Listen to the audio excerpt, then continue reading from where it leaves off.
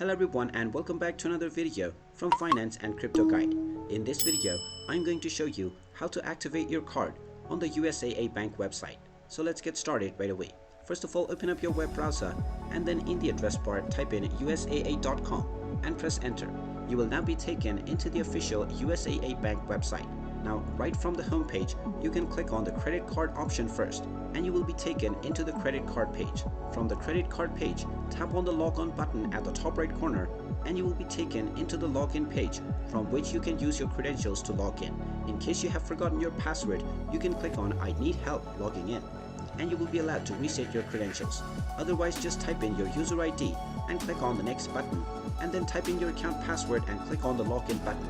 You will then be taken into the home page for your USAA account. Now, in order to activate your card, just click on the credit card option and from this page, after logging into your account, you will find the activate button. Go ahead and click on activate and you will be asked to enter your card credentials. Just enter your credit card number followed by the expiration date and the CVV number and then your credit card will be activated.